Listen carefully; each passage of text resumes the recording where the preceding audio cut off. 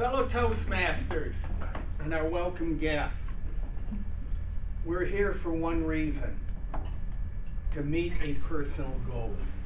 Now, we tend to think that we're going to meet that goal by following the program that is outlined at the club meetings.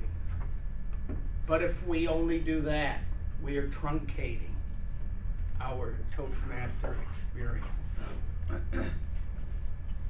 What we want to do is go beyond the club, within Toastmasters, that is.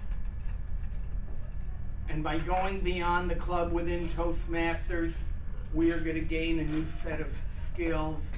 We are going to grow. So, let's first look at speech contests. Now, there are 4 contests a year. Every spring, we have the International Speech Contest and the Evaluation Contest. And then in the fall is the Humorous Contest and Table Topics Contest. Most of us remember those two from a couple of weeks ago.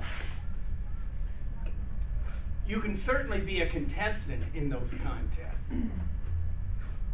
And as a contestant, you're going to learn some new skills about putting speeches together and delivering those speeches. You could be the MC or the Toastmaster. Being an MC of a contest is a different skill set than being the Toastmaster of a meeting. And one of the differences is, at the end of the contest, you get to interview the contestants. So you're developing a new skill in doing that. You can be a judge. Now, judging is different from evaluating.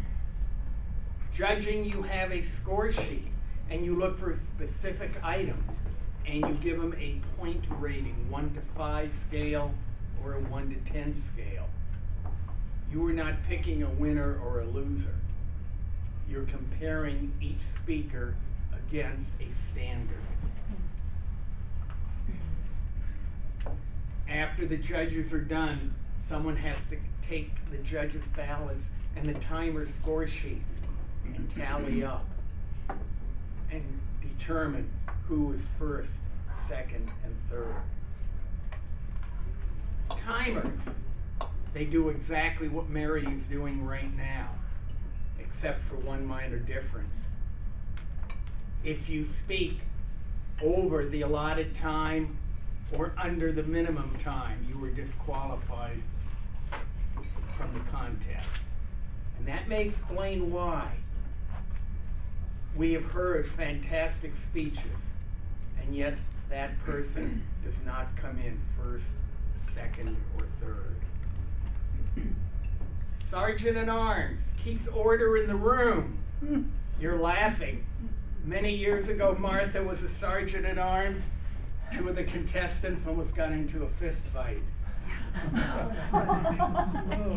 The other thing you do is you make sure that no one enters or leaves the room during the speeches. And if it's table topics or if it's evaluation, you're going to escort the contestants out and bring them in one at a time. And then, of course, there's the audience, the most important group there. As part of the audience, you can set the mood. If you're sitting there frowning the whole time, that poor speaker is going to be thrown off kilter. And not only can you do this at the club level, you can do it for the area contests. You can do it for the division contests and even the district level, District 39. I've never been a judge at the district level, but I have been a counter and I've been a sergeant at arms. And you know what? It's fun. Now, you have leadership opportunities. No, I don't mean just serving as president of the club or educational vice president. I'm talking about doing what Josh has done. He has stepped up and volunteered to be the area governor. You coordinate the clubs in your area and act as the go-between with the district and the division. And you can be a division governor, and I've done both of those roles, and it's a lot of fun. I've met some really wonderful Toastmasters that I would not have met if I was not doing some administrative Toastmasters work at a level higher than my own club. And of course, when you meet other people, because you're doing these roles, and you listen to what they have to say, you might learn something and grow from it. And isn't that why we're here? And then at the district level, being a district officer, not only are you working with everyone below you, but you get a chance to interact with international directors and maybe even the president of Toastmasters International. Board of Directors, the highest position you can have. Now, it's been probably 20 years since we've had a member of the Board of Directors from this part of Nevada. Something to think about if you're really interested in a whole nother Toastmasters experience.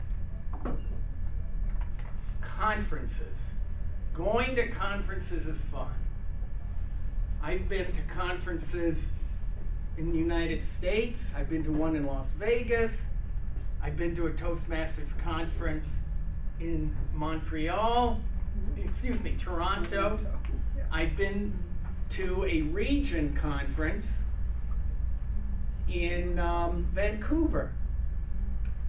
And what's so much fun about those conferences, especially when you get up to the international convention, is what they call it, you meet Toastmasters from other countries. Cross-cultural experiences, to me, is one of the greatest gifts that I can be handed. At the conventions and conferences, there are amazing seminars.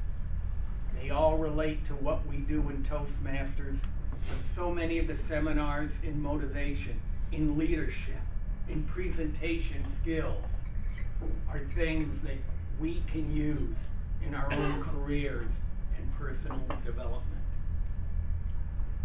Attending speech conferences.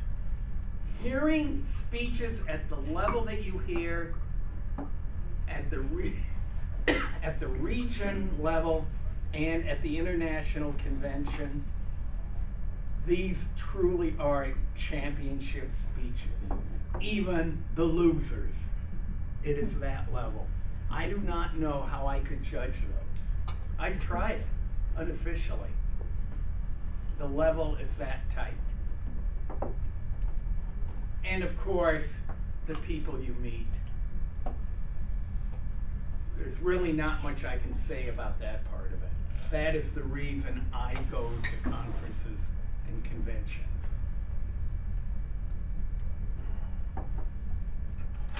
So I'm asking something of you right now. I'm asking you to reach out, to realize that the club where we're sitting today is only one little part of the Toastmaster experience. Take advantage of what's out there. If you do, you're going to find the rewards are more than you would ever expect.